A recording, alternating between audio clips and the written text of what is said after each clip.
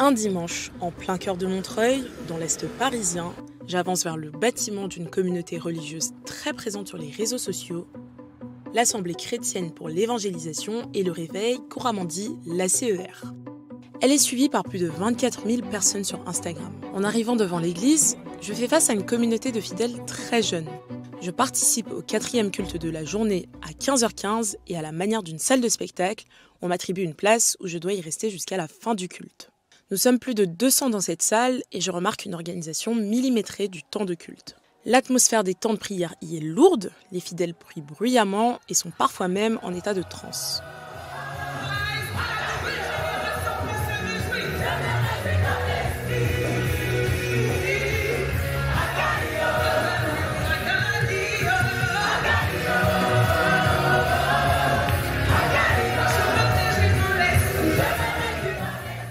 À la manière d'une boîte de production, chaque personne est à son poste. Les musiciens et choristes, les hôtes et hôtesses d'accueil, un pôle social média, et pour une rediffusion sur écran en live, une régie qui s'occupe du son, de la lumière et de l'image. Une fois le culte terminé, je discute avec Adam, responsable d'un groupe de réveil, qui m'intègre aussitôt dans 2 discussions WhatsApp du réseau Impact Fire, qui compte plus de 200 personnes connectées. À peine rentré chez moi, le téléphone ne cesse de sonner.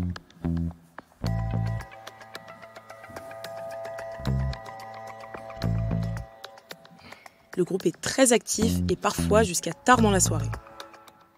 Adam souhaite m'appeler pour approfondir notre discussion. En avril 2022, je me rends à un événement et tout dans une grande salle avec 400 000 personnes.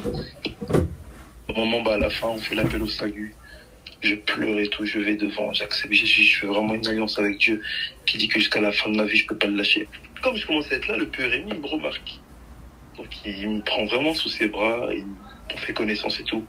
Et donc tout l'été, quand je dis vraiment tout l'été, il me forme. Il me forme, donne des conseils, il m'encadre. Dès que je fais un truc, ça va pas. Il me dit non, ça va pas. Il me suivait et tout, nanana. Vraiment trop proche, tu vois. Les choses du monde, j'avais commencé à laisser les insultes, la rue, etc. Même les meufs et tout, j'avais un peu comme blessé, tu vois. À ce stade, rien de suspect concernant des possibles dérives sectaires à propos de l'ACER Paris. Dans un mouvement sectaire, on a plusieurs phases qui caractérisent le phénomène d'emprise mentale.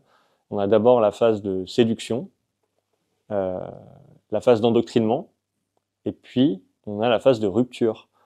Donc rupture avec l'environnement, rupture avec la famille. Au cours de la discussion avec Adam, il réalise une opération de séduction pour que je participe à la vie commune des fidèles. Certes, on se connaît pas vraiment, mais je peux te dire, tu peux me faire confiance. Il n'y a pas de souci, si tu peux m'appeler, il y a un truc qui va pas, même une situation, tu es bloqué, ou un truc qu'il faut. Donne, et là, on donne, il n'y a vraiment pas de souci.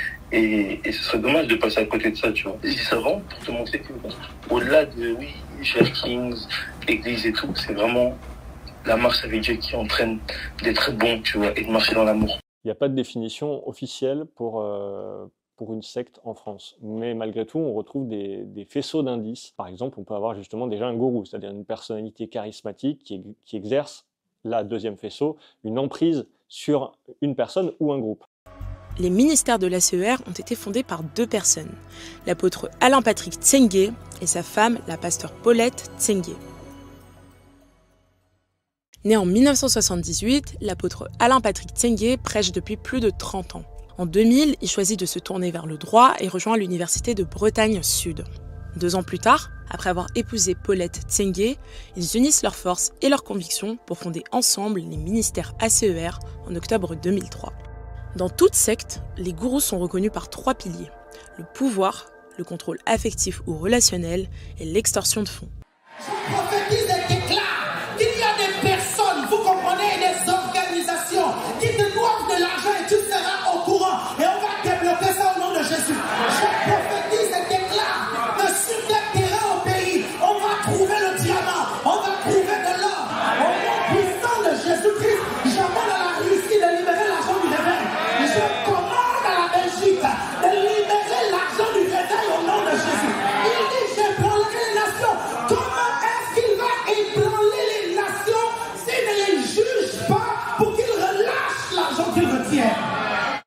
L'Église fonctionne avec une organisation symbolique. Les 12 disciples de Jésus, convertis en 12 réseaux qui permettent un suivi de chaque fidèle et des conversions plus rapides. Il me dit, que veux-tu que je fasse pour toi? J'ai regardé Jésus, j'ai dit à Jésus, l'argent.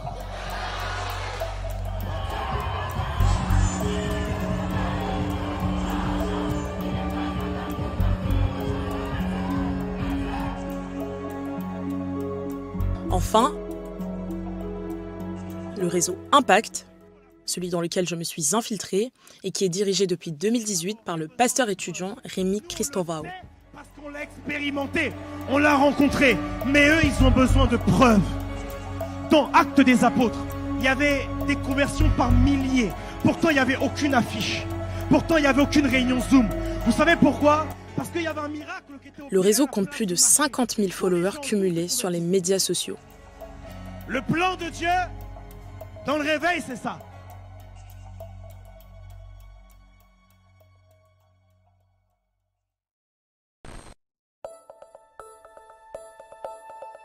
Pour comprendre l'ampleur des ministères de l'ACER, nous dressons une carte et annotons leur présence dans chaque ville. La première église voit le jour en 2003 à Rennes, le début d'une série d'ouvertures d'églises partout en France et à l'international.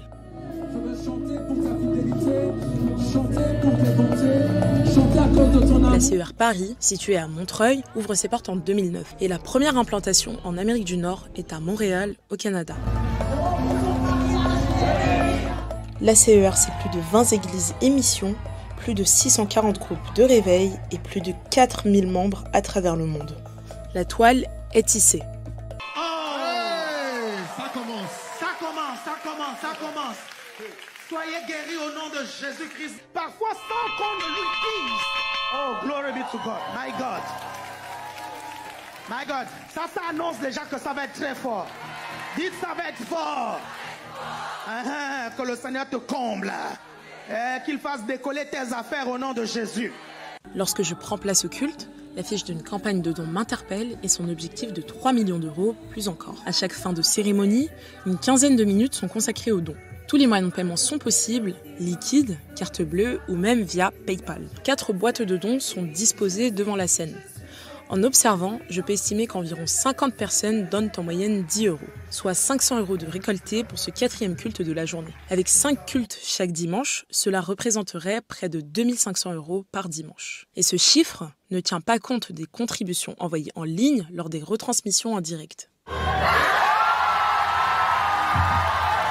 L'appât du gain est présent et le but de Rémi Cristóvão est clair, recruter des âmes. On commence officiellement ACER New Generation. Qu'est-ce qui va se passer? On va gagner des milliers de jeunes à Christ. On va toucher le 91, le 93. On va ouvrir des annexes un peu partout en Ile-de-France. On va lever des jeunes pasteurs. On va lever des jeunes prédicateurs, des pianistes, des chants. On va faire une multitude de choses pour le réveil de l'Île-de-France. L'ACER a fait l'objet de plus de 20 signalements à la mission interministérielle de vigilance et de lutte contre les dérives sectaires, autrement dit la Mivilude. Donna a été l'une des premières lanceuses d'alerte sur Internet à propos des dérives sectaires de l'Église. Faut savoir que dans les cultes à l'ACER, c'est quand même assez spectaculaire. Et on nous parlait de guérison divine. On nous enseignait que la foi suffisait à guérir toutes les maladies. C'était ce qu'ils appelaient avoir la santé divine, en fait. Peu importe le revenu, on devait donner 10%, plus les dons, les obligations à donner. Et on nous faisait croire que ces dons, ils étaient à l'origine de la clé de la réussite financière, quoi. Donc plus on donnait, plus Dieu nous ouvrait des portes. Lorsqu'on demande une interview officielle aux responsables des groupes de réveil, on se confronte à l'autorité hiérarchique de l'Église. Mais t'as demandé déjà au pasteur de l'Église? Je pense qu'il faudrait d'abord demander au pasteur de l'Église. Ok. Ok, juste en parler à mes responsables. Les seules personnes qui acceptent de parler librement de l'ACER sont celles qui l'ont quitté. Ben, un Annécien de 24 ans, y est resté près de 2 ans. J'ai connu la CER, c'était pendant le premier confinement et c'était sur des lives Instagram que Rémi Cristóvão il faisait. Donc lui c'est toujours un responsable de l'église, un pasteur aussi. était une personne très proche de Rémi. Elle m'avait raconté que Rémi avait environ 50 000 euros en liquide chez lui, donc en argent non déclaré, provenant de dons, de dîmes ou que sais-je, qui premièrement n'avait pas déclaré et deuxièmement n'utilisait pas pour l'église mais pour sa propre consommation à lui. Il invitait des fidèles très proches de lui également chez lui pour faire le ménage, pour faire à manger pendant que lui il ne faisait pas tout ça. Quand je leur ai annoncé déjà que j'étais pas en accord avec eux, donc c'était à Rémi, à lui-même, il m'a dit que j'étais tout simplement impoli, que je ne savais rien, que je faisais n'importe quoi, que j'allais m'éloigner de Dieu, que j'allais perdre toutes les bénédictions que j'avais en moi. Le CEAF est la communauté des églises d'expression africaine de France. 45 églises, dont l'ACER, en sont membres. Le 20 juillet dernier, l'Impact Centre Chrétien, dit ICC, une autre église membre, a invité l'apôtre Alain-Patrick Tsengue pour diriger la prédication de 10 heures. Du côté des adeptes de l'ICC, la polémique éclate. Ils ne veulent pas d'Alain-Patrick Tsengue, l'associant à l'escroquerie chrétienne et aux dérives sectaires. Sur les réseaux sociaux, la toile s'enflamme. Plusieurs personnes dévoilent publiquement leurs mauvaises expériences à l'ACER, dont Grace. En décembre 2024, j'ai fait une TS où j'ai clairement fait une lettre à mes proches, à ma famille que j'aime tant, en disant que voilà, c'était fini, que je voulais mettre fin à cause de ce que j'ai pu vivre dans mon ancienne église que vous connaissez très bien, qui m'a bousillé clairement le cerveau. En 2025, je me suis retrouvée à aller visiter un frère qui était responsable avec moi là-bas en hôpital psychiatrique. Il allait se faire interner parce qu'il a complètement, son cerveau a vrillé suite à ce qu'il a vécu là-bas. Je ne sais pas si vous réalisez, sa vie a totalement basculé. L'apôtre Alain-Patrick Tsengue prend la parole le 23 juillet sur sa chaîne YouTube dans une vidéo de 2 minutes intitulée « Mes excuses officielles ». Mes chers frères et sœurs, bien-aimés en Jésus-Christ, bonjour. Depuis quelque temps maintenant, l'ACER, notre ministère, fait l'objet de plusieurs controverses et de plusieurs critiques. C'est pourquoi, par cette vidéo, je viens vous réitérer notre demande de pardon pour ceux et celles qui ont été offensés d'une manière ou d'une autre. Nous vous informons que l'ACER a gagné tous ses procès. Je vous remercie déjà en croyant que le pardon est une puissance qui libère. Nous prions que notre Seigneur Jésus puisse guérir et restaurer tout un chacun. Nous vous aimons sincèrement. Que Dieu vous bénisse. Une vidéo d'excuses opaque, aucun responsable nommé, aucun mot direct et personnel aux victimes. Et pour finir, un rappel, l'église ACER aurait gagné tous ses procès. Une façon à peine voilée de rappeler sa position de force et de faire pression. Après mon départ, j'ai traversé une période qui était quand même assez difficile. Je me suis quand même beaucoup remise en question. J'avais pas mal de confusion.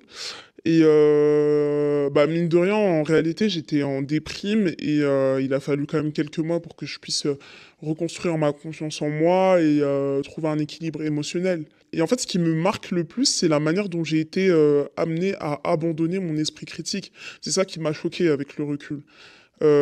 C'est que j'ai accepté de nombreux comportements qui ont été abusifs, simplement au nom de la foi. Ça m'a beaucoup fait perdre confiance en moi et finalement, je me suis rendu compte que c'était une leçon importante sur le fait que je devais tout le temps être vigilante, même si même si j'avais l'impression qu'il s'agissait de groupes pas nocifs.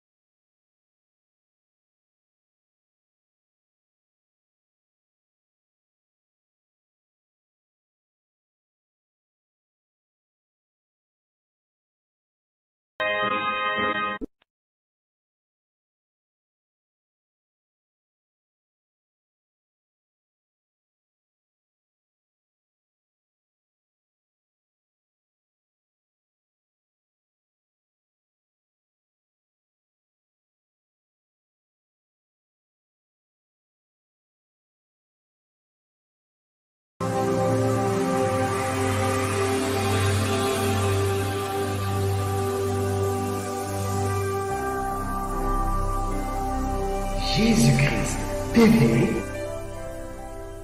vous connaîtrez la vérité et la vérité